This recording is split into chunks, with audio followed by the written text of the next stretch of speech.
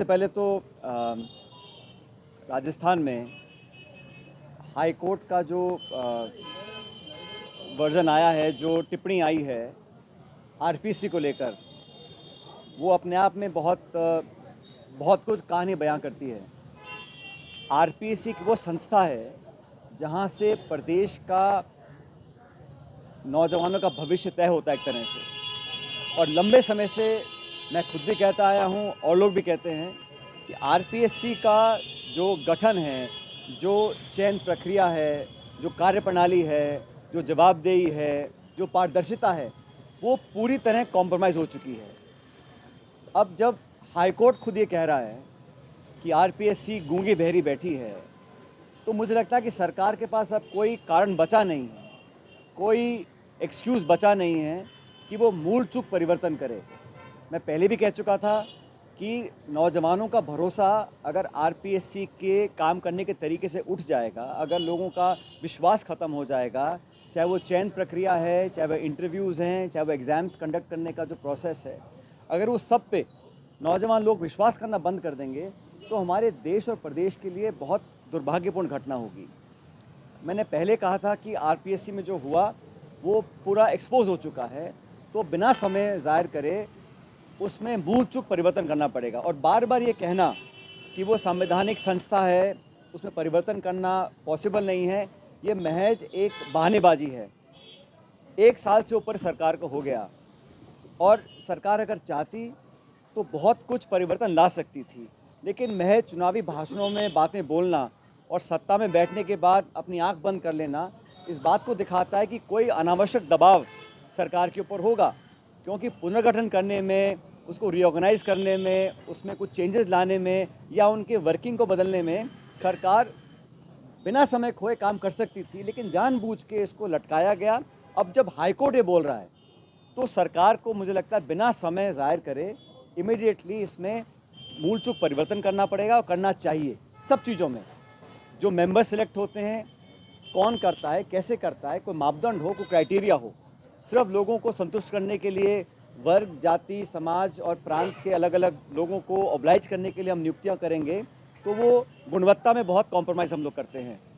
जब चोरियां पकड़ी जा रही हैं, रंगे हाथ लोग पकड़े जा रहे हैं, पुलिस कार्रवाई कर रही है, फिर भी आरपीएससी को अभी तक सरकार ने कोई भी बदलाव के संकेत नहीं दिए हैं और सिर्फ अपनी जान बचाने के लिए स्टेटमेंट्स दे रही है। और कल का जो स्टेटमेंट हाईकोर्ट का आया है, उसके बाद तो मैं समझता हूँ कोई कारण नहीं रहा कि सरकार इस पर कार्रवाई ना करे। सरकार को करना चाहिए और ये बताना चाहिए कि 14-12 महीने सरकार ने ऐसा क्यों नहीं किया। इस बात को न सिर्फ मैं, हमारी पार्टी, प्रदेश के लोग सैकड़ों बार उठा चुके हैं। दूसरा भी सरकार के एक मंत्री हैं जिन्होंने आरोप लगाया, एक पब्लिक प्लेटफॉर्म से आरोप लगाया कि उनका फ़ोन टैप हो रहा है। किसी भी व्यक्ति की प्राइवेसी पर हनन करना कोई सरकार नहीं कर सकती है, कोई भी नागरिक हो।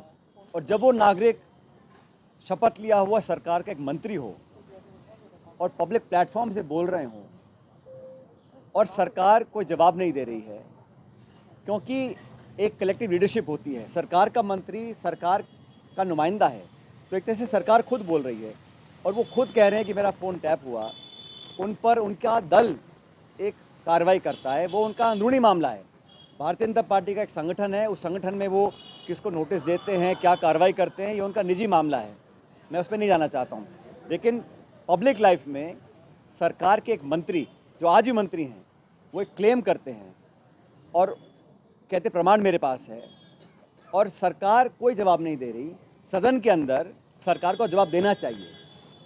पूरा प्रदेश और पूरा देश जानना चाहता है कि एक जिम्मेदार व्यक्ति जो आपकी सरकार के मंत्री हैं, वो ये आरोप लगा रहे हैं कि उनके साथ उनका फ़ोन टैप हो रहा है और सरकार के पास जवाब कोई नहीं है। सिर्फ उनका संगठन कार्रवाई करके जवाब पूछ रहा है कि आपने ऐसा क्यों बोला गया। कोई आम नागरिक बोलता, कोई उनके दल का कार्यकर्ता बोलता, मैं समझ सकता हूँ, लेकिन सरकार का एक मंत्री, और ये मजाक बना रखा है। वो इस्तीफा दिए बैठे हैं, उनका इस्तीफा एक्सेप्ट नहीं हो रहा, वो कुछ स्टेटमेंट देते हैं, मंत्री होने के नाते कहते हैं मेरा फ़ोन टैप हो रहा है, तो संगठन कार्रवाई कर रहा है। फिर उनका जवाब, पता नहीं उन्होंने जवाब क्या दिया होगा, लेकिन मैं मानता हूँ ये मजाक बना हुआ है। लगभग 1 साल हो गया, किसी व्यक्ति को पार्टी में काम करने का अधिकार है, लेकिन जब वो मंत्री बन जाते हैं तो अलग जिम्मेदारी होती है। और एक कलेक्टिव लीडरशिप में every minister speaking for the government. जो स्टेटमेंट उनका आया है उस दिन फ़ोन टैपिंग का, वो सरकार का स्टेटमेंट है। सरकार में बैठा मंत्री खुद कह रहा है मेरा फ़ोन टैप हो रहा है, और सरकार मजाक बना रखा है। तो पूरी प्रणाली को एक तरह से चैलेंज किया है, और दुर्भाग्य है कि सदन चल रहा है, सत्र जारी है, और हमारी पार्टी ने, हमारे दल ने सदन के अंदर इस मामले को उठाया, कोई जवाब नहीं आया। मुझे लगता है कि सरकार को कुछ निर्णायक कार्रवाई करनी चाहिए, सच्चाई जनता के सामने आनी चाहिए। अगर किसी सूत्र ने उनको बताया था तो डॉक्टर साहब को भी उसका सूत्र का खुलासा करना चाहिए। कौन वो लोग थे, कोई अधिकारी थे, कार्यकर्ता थे, या कोई पत्र, जो भी था, क्योंकि इतना आसान नहीं है। और ये फ़ोन टैपिंग का मामला मैं समझता हूँ बहुत गंभीर मामला है। इस पर सरकार को स्पष्टीकरण देना चाहिए और एक वाइट पेपर जारी करना चाहिए कि हमारे मंत्री ने ये बोला, सही था या गलत था। सिर्फ पार्टी के लेवल पर कार्रवाई करना मैं समझता हूँ पर्याप्त नहीं है। उसमें हम और काम करेंगे, और आने वाले हर चुनाव में हम सबको साथ लेकर चलेंगे। मैं इतना स्पष्ट करना चाहूँगा, जहाँ तक इंडिया अलायंस की बात है, इंडिया अलायंस का गठबंधन लोकसभा चुनावों के लिए एनडीए के विरोध में किया गया था। जो संकट देश के ऊपर था, उसको ध्यान में रखकर कांग्रेस तमाम दलों के साथ मिलकर एक गठबंधन तैयार किया था। वो इंडिया अलायंस आज भी मजबूत है। जिन मुद्दों के साथ हमने उसका निर्माण किया था वो आज भी मौजूद है, और इंडिया अलायंस मजबूती से चुनाव लड़ेगा। आने वाले हर राज्य के जो चुनाव होंगे वहाँ अलग परिस्थितियाँ बनती हैं, लेकिन पैन इंडिया लेवल पर कांग्रेस पार्टी और इंडिया अलायंस की जो एक हमारा इकट्ठा आना था, वो मुद्दे आज भी मौजूद हैं, और इंडिया अलायंस मजबूती से आगे काम करता रहेगा। इंडिया अलायंस के साथ आम आदमी पार्टी की राज्यवारी वो गठबंधन करेगी? सिर्फ अलायंस में अलग अलग दल होते हैं। हर राज्य में कहीं उपचुनाव है, कहीं राज्य के चुनाव हैं, तो राज्य की स्थिति को देखते हुए अलग अलग पार्टी निर्णय करती हैं। मैं नहीं मानता हूँ कि जो चुनाव जैसे हरियाणा में चुनाव हुए, वहाँ हम लोग अलग अलग लड़े थे, और दिल्ली में हम लोग अलग अलग लड़े थे, लेकिन जो चुनाव लोकसभा के थे उसमें हम साथ मिलकर लड़े थे। मुझे लगता है उसमें कोई बदलाव नहीं आएगा। But what about this confusion about your alliance with the Bharatiya Adivasi Party? The High Command apparently wanted it. You guys, I mean, at the state level, they didn't want it. Then actually that also has kind of fractured the vote. No, Harsha, every political decision is done with the due consideration of the state unit and the AICC. Whatever is in the best interest of the party, we do that. For Lok Sabha, we had an understanding and the elections are over. For the by-election, it's a totally different landscape, and we had to do what the party in the state unit wanted to do, but that was in consultation with the AICC. So I'm saying of a by-election or a state election is not in the same purview as the India Alliance for the national elections. लेकिन भविष्य में जो भी निर्णय लिया जाएगा वो अलग अलग दलों के साथ बैठकर लिया जाएगा। लेकिन मैं फिर कहना चाहता हूँ, इंडिया अलायंस का जो गठबंधन था मजबूत है और मजबूत रहेगा। So what about Hanuman Beniwal? What's the party stand on that? मैंने कहा ना, बाई इलेक्शन में हम लोग अलग अलग लड़े थे, लेकिन जो हम चुनाव लड़े थे तो साथ ही लड़े थे। उसका परिणाम यह है कि भाजपा 11 जगहों पे चुनाव हारी थी, तो वो मजबूती का परिचय हम लोगों ने दिया था। और लोकसभा चुनाव में जब भी चुनाव होंगे हम सब मिलकर चर्चा करेंगे कैसे करना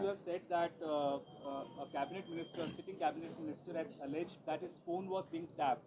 And the government has made a mockery of it. Do you think phone tapping used to happen during the Congress regime as well? I am saying that when a sitting minister, please understand, it is not an allegation of the opposition. It's not an allegation of an ordinary party worker or a citizen of the state.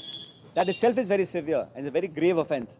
But if a sitting cabinet minister has on record made that allegation that his phone is tapped, a mere organizational notice does not justify the action that should have been taken. It's a very grave offence, especially uttered and on public said by a cabinet minister, sitting cabinet minister. भाई विपक्ष के लोग आरोप लगा, मैं समझ सकता हूँ, लेकिन सिटिंग मिनिस्टर बोल रहे हैं और बजाय सरकार को कार्रवाई करे संगठन नोटिस दे रहा है, उनको जवाब मांग रहा है. That does not justify the action that is required to be done. And phone tapping is a serious offence. Any such incident, now or before, should be absolutely transparently investigated, and anyone found guilty, any leader, any party member, any officer, any police officer, जो भी है, अगर किसी ने कुछ गलत किया है तो उसका आना चाहिए. कहा है कि हर गलती सजा मांगती है, तो गलती करेगा तो सजा मिलनी चाहिए. स्वर्गीय माथुर साहब के विषय में जो आपने बात बोली, तो करुणलाल मीणा भी एक इंटरव्यू में बोल रहे थे कि ऐसा ही हुआ था, मेरे को मारने की प्लानिंग. अब वो जान बचाने के लिए ध्यान भटका रहे हैं ना, तो स्टेटमेंट दिया है भाई, स्टेटमेंट दिया ना, उस पर चर्चा करनी चाहिए उनको. और अगर ऐसा कुछ था प्रमाण लेकर आए उसका. लेकिन जो दुनिया में नहीं है, 20-25 साल 30 साल पुरानी बात कर रहे हैं आप, ऐसे आरोप लगा देंगे किसी के ऊपर, तो ये गलत है। वो तो आप आज आप क्राइसिस में आ गए हैं, आप अपनी जान छुड़ाने के लिए इधर उधर की बातें कर रहे हैं, और क्या प्रमाण है किसी के पास? ना तो भैरव सिंह जिंदा है, ना माथुर साहब जिंदा है। लेकिन इस प्रकार की बातें बोलना एक बड़ा गैर जिम्मेदाराना बयान है। ये जो हम बात कर रहे हैं, समरौता में जो हिंसा हुई है उसके जो पीड़ित हैं वो आज भी न्याय मांग रहे हैं। वो कह रहे हैं कि उनको न्यायिक जांच होनी चाहिए, पर अभी तक कोई इसके ऊपर फैसला नहीं हुआ। संभागीय जांच सरकार ने पहले ये कहा था, सरकार के मंत्री ने कहा था कि न्याय जांच होनी चाहिए, मैंने भी मांग की थी। अगले दिन कहा था कि वहाँ पर जो एट्रॉसिटीज़ हुई हैं उसकी न्यायिक जांच हो, प्रशासनिक या पुलिस की जांच से सच्चाई सामने नहीं आएगी। न्यायिक जांच नहीं कराई, इसका मतलब है सरकार नहीं चाहती कि वहाँ न्याय हो। अगर किसी के साथ गलत हुआ है, घरों में घुसे हैं, लोगों को मारा है, उनके सामान जला दिए, सब कुछ किया है, दिन छिपने के बाद किया है, जब जांच ही नहीं हो रही है तो न्याय कैसे मिलेगा? और सरकार की कोई मंशा न्याय देने की है भी नहीं। अगर होती तो बहुत पहले जांच के ऑर्डर हो जाते और दूध का दूध पानी का पानी हो जाता। Sachin ji, you've taken a stand on phone tapping, but in the previous government, there were allegations also from people who had gone with you, of your supporters, that their phones were being tapped also in the previous government. From what I understand, Harsha, that matter is under it's sub judice right now. There is a matter going on. So truth will prevail. जो भी सच्चाई सामने आएगी। मैं तो in principle बता रहा हूँ आपको, फ़ोन टैपिंग को छोटा मोटा मुद्दा नहीं है, और विशेष रूप से जब सिटिंग मंत्री खुद कह रहे हैं मेरा फ़ोन टैप हो रहा है। भाई कांग्रेस के लोग बोले तो आप कहोगे पॉलिटिकली मोटिवेटेड है, इस पर क्या बोलिएगा आप? मैंने देखा कि सत्ताधारी दल के एक विधायक ने एक बड़ी गंभीर बात बोली, और दुर्भाग्यवश स्वर्गीय माथुर साहब की जब सरकार थी राजस्थान में, उस समय के आरोपों पर वो अपना वर्णन कर रहे थे। बड़ा दुर्भाग्यपूर्ण है, क्योंकि वो दोनों पूर्व मुख्यमंत्री दुनिया में नहीं हैं, ना तो माथुर साहब हैं ना शेखावत साहब हैं। लेकिन दशकों पुरानी कही सुनी किसी बात को एक जिम्मेदार विधायक, सत्ताधारी दल का विधायक इस बात को मीडिया में बोलता है, उस पर चर्चा होती है, ये मैं समझता हूँ बहुत निंदनीय है। और किसी इस प्रकार इतिहास में जाकर जो बात शायद कहीं सुनी होगी या ना भी होगी, उसका विवरण करना और आरोप लगाना कि हत्या की साजिश कभी की गई थी, मैं जो उन्होंने कहा उसका मैं खंडन करता हूं, और उम्मीद करता हूं कि इस प्रकार की बातें ना बोले। किसी भी स्वर्गीय नेता को या कांग्रेस की पिछली सरकारों को इस प्रकार दोषी बनाना बिना तथ्य के, बिना प्रमाण के, ये दिखलाता है कि आप ध्यान डिफ्लेक्ट करना चाहते हैं। आप डॉक्टर किरोड़ी मीणा जी के फ़ोन टैपिंग के प्रकरण से ध्यान डाइवर्ट करने के लिए इस प्रकार के आरोप लगा रहे हैं कि मारने की साजिश की गई थी, एनकाउंटर की साजिश की गई थी। ये सब हवाई बातें हैं और इसका कोई इसमें तथ्य नहीं है। और इसमें समझता हूँ इसमें भारतीय जनता पार्टी को स्पष्ट करना चाहिए कि विधायक महोदय ने जो बोला है, क्या उस बात से वो सहमत हैं? अगर हैं तो तथ्य लाने चाहिए, नहीं तो माफ़ी मांगनी चाहिए। अभी जो ERCP की पहली योजना थी, उसका MOU साइन किया गया, वो प्रकाश में आया है, और उसमें ये कहा गया कि जो पहले राजस्थान का कोटा था पानी का, सिंचाई का, उद्योग के इस्तेमाल का और पीने के पानी का, उसमें इजाफा किया गया है। और आज एक खबर छपी अखबार में कि पहले से कम पानी हमको प्राप्त होगा राजस्थान को, और उसमें भी आशंका ये है कि जो रिचार्ज वाटर है, जितना मध्य प्रदेश रिचार्ज करेगा वो 47 MCM है, और राजस्थान में अनुमान लगाया कि 522 MCM हम रिचार्ज करेंगे। तो ये तुलनात्मक दृष्टि से इम्प्रैक्टिकल लगता है। तो इस तरह आंकड़ों को बढ़ाकर लोगों को भ्रमित किया जा रहा है। सरकार को स्पष्ट करना चाहिए सदन के अंदर कि जो MOU साइन किया था उसमें जो आपने आंकड़े दिए हैं राजस्थान के शहर के पानी के, उसकी पूर्ति कैसे करेंगे आप? कुछ इसमें जो गुणा भाग किया है वो काल्पनिक है। इसलिए सरकार को जवाब देना चाहिए कि जो पहली परिकल्पना थी ERCP के निर्माण में, उसमें राजस्थान का जो हिस्सा था उसमें पहले तो आपने कम आंका है, और जो आंका भी है उसको अगर आप ऐड करेंगे तो वो तुलनात्मक दृष्टि से वो गले नहीं उतरता है। इसलिए सरकार को इस पर जवाब देना चाहिए। सदन चल रहा है, उस पर आके खुल के बोलना चाहिए। आप सभी जानते हैं कि गढ़साना में सिंचाई के पानी को लेकर आंदोलन चल रहा है, और उस क्षेत्र के लोगों की पुरानी मांग है कि हमको और पानी दिया जाए फसल की सिंचाई के लिए। मुझे लगता है सरकार ने अभी तक उसको गंभीरता से नहीं लिया। गढ़साना वो इलाका है जहाँ बहुत पहले और कई लंबे समय से पानी को लेके कई आंदोलन हुए हैं। कुछ आंदोलन उग्र भी हुए थे और वहाँ दुर्घटना भी हुई थी। तो समय का ध्यान रखते हुए सरकार को तुरंत प्रभाव से वहाँ के किसानों को राहत देने के लिए पानी छोड़ने की व्यवस्था बिठानी चाहिए, चाहे उसके लिए उनको जो भी करना पड़े, लेकिन ये मांग जो है मैं समझता हूँ वाजिब मांग है और किसान अपनी मांग लेकर सड़कों पे कई दिनों से आंदोलित हैं, उसका सरकार को संज्ञान लेकर कार्रवाई करनी चाहिए। और अभी आपने दिल्ली में देखा होगा मणिपुर के मुख्यमंत्री जिनका अचानक दिल्ली बुला के इस्तीफा लिया गया, जब मणिपुर में हिंसा चल रही थी, जब एक तरह से सिविल वॉर वहाँ चल रहा था, हजारों लोगों को वहाँ पर पीड़ित किया गया, हत्याएं हुई, बलात्कार हुआ, शोषण हुआ, और उस समय स्थिति को संभालने के लिए अगर मुख्यमंत्री का इस्तीफा लिया जाता तो शायद वहाँ के लोगों को इतना नुकसान नहीं झेलना पड़ता। लेकिन अब जब उनकी सरकार जाने का खतरा था, नो कॉन्फिडेंस मोशन सदन में आने वाला था, तो सिर्फ सत्ता और कुर्सी बचाने के लिए उनका इस्तीफा लिया गया। हिंसा से लोगों को बचाने के लिए, बलात्कार और मौत से लोगों को बचाने के लिए उनका इस्तीफा नहीं लिया गया। तो भाजपा का जो सोच है वो कुर्सी सत्ता बचाने के लिए है, कैसे हमारी सरकार बची रहे। मुख्यमंत्री की कुर्बानी देनी थी तो उस समय देनी चाहिए जब लोग मांग रहे थे। मणिपुर में जो हिंसा हुई हम सब देखे, हम लोगों ने क्या लोगों के साथ वहाँ हालात किए, एक तरह से वहाँ सिविल वॉर चल रहा था, तब उनका इस्तीफा नहीं लिया। लेकिन जब उनको पता था कि विश्वास खो चुके हैं और सदन में सरकार गिर सकती है, उनका इस्तीफा ले लिया। तो दिखलाता है कि भारतीय जनता पार्टी सिर्फ सत्ता में रहने के लिए कुछ भी कर सकती है, और ये बात देश के हर प्रांत में लागू होती है। भारतीय जनता पार्टी को, प्रधानमंत्री जी को मणिपुर जाने का समय नहीं है, लेकिन सरकार बचाने के लिए वो हर हथकंडा अपनाने को तैयार है। तो ये भी उनका एक जो दूसरा चेहरा है वो जनता ने आज, देश ने आज देखा है। दिल्ली में चुनाव संपन्न हुए और हमारी पार्टी का परफॉर्मेंस बहुत अच्छा नहीं रहा, कि मैं सिर्फ इतना कहना चाहता हूँ कि हम लोग वहाँ चुनाव लड़े थे अपनी पुरानी ज़मीन तलाशने के लिए। आप सब जानते हैं कि दिल्ली में लगातार 3 बार हमारी सरकार रही और दशकों से वहाँ पार्टी का बड़ा जनाधार रहा। पिछले कुछ चुनावों में हमने जीत पाए थे, लेकिन ये हमारी पार्टी का एक अधिकार है कि हम खोई हुई अपनी जो मजबूती थी, अपनी जड़ें हैं, उसको मजबूत करें। उसका परिणाम ये रहा कि वहाँ पर जो राज्य सरकार थी उसमें तब्दीली हुई है और आम आदमी पार्टी चुनाव हार गई। लेकिन हम लोग चुनाव लड़े थे खुद की जीत के लिए, हम चुनाव लड़े थे अपनी जो पुरानी हमारी स्थिति वहाँ उसका पुनर्निर्माण करने के लिए। भविष्य में भी हमारा वोट लगभग 30% बढ़ा है पिछली बार से, तो उसमें हम और काम करें। अब यार जब कोर्ट को इंटरवीन करना पड़ रहा है हर मुद्दे पर, भर्ती पर, आरपीएससी पर, सरकार कर क्या रही है? सरकार में इतने सारे पावर सेंटर बन गए हैं और किसी को मालूम ही नहीं है क्या हो रहा है। अगर कोर्ट को बार बार बोलना पड़ेगा, प्रशासनिक इश्यूज़ में इंटरवीन करना पड़ेगा, तो स्टेट के लिए अच्छी बात नहीं है। और सरकार, मुझे लगता, अब नौकरी की बात कर रहा हूँ, सरकार अपनी पीठ थपथपा रही है। पिछले बजट में घोषणा की थी 4 लाख नौकरी देंगे। अब जो खाली पद पड़े हैं, अस्पतालों में पड़े हैं, प्रशासन में पड़े हैं, उनकी भरपाई क्यों नहीं कर रहे हैं? खाली पदों को भरने के लिए सरकार को अभियान चलाना चाहिए।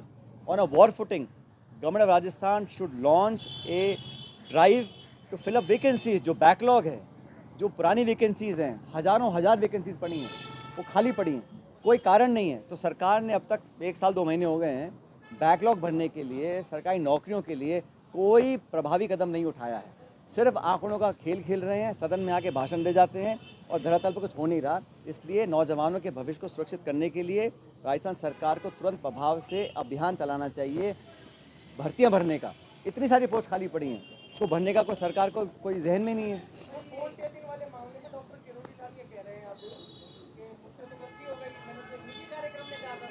मैंने उनका कोई स्टेटमेंट या जवाब देखा नहीं है। जो मीडिया में आया है, भाजपा की कार्रवाई जो उनके खिलाफ हुई है, मैं उस पर संदर्भ, उन्होंने क्या बोला मुझे मालूम नहीं क्या बोला।